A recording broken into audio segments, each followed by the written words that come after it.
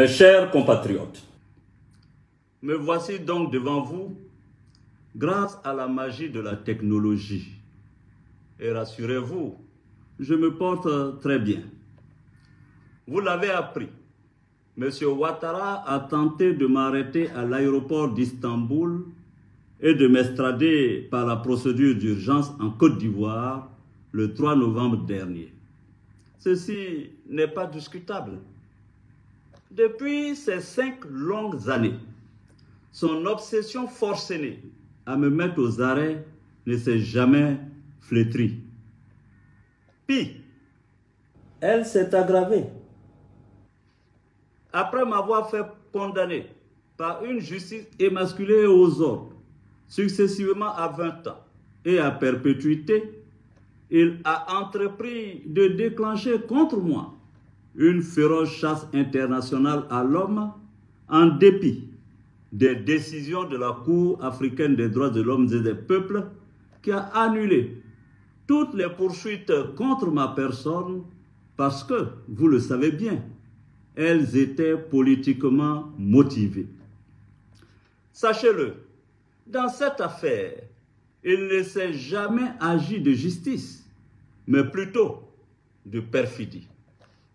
En effet, déjà dans le courant de l'année 2020, précisément au mois de novembre, il a exigé de la France où je résidais mon arrestation et mon extradition.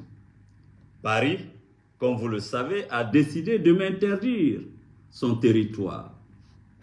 Du 14 au 18 février 2022, Alassane Ouattara a effectué une visite officielle en Belgique avec, parmi ses priorités, l'obtention de mon arrestation.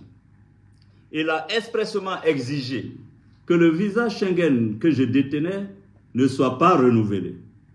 Il a insisté auprès du gouvernement belge pour que ce pays ne me délivre aucun document administratif qui m'aurait permis d'y résider légalement. Ceci aussi est incontestable. Ceci m'a contraint à emprunter une autre destination pour mon exil. En janvier 2022, je me suis installé à Dubaï.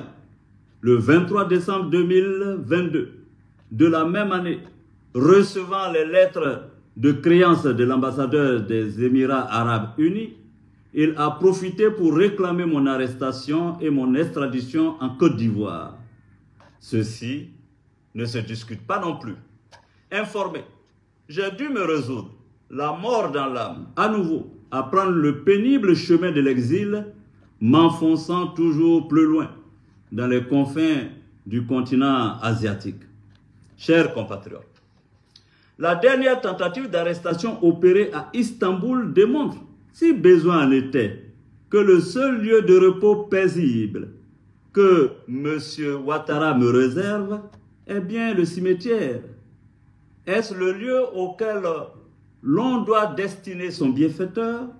Celui qu'on affublait hier encore du « c'est mon fils ».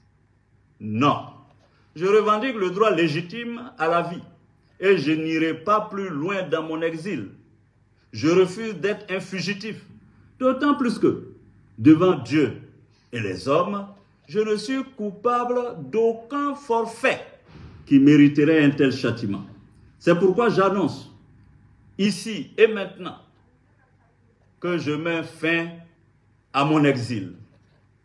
Car il m'est pénible de vivre loin de ma terre ancestrale et natale d'Afrique.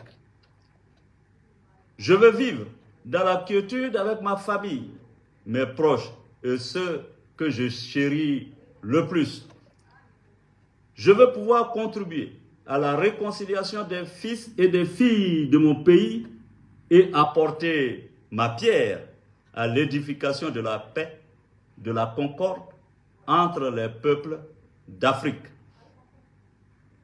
Vive la Côte d'Ivoire, je vous remercie.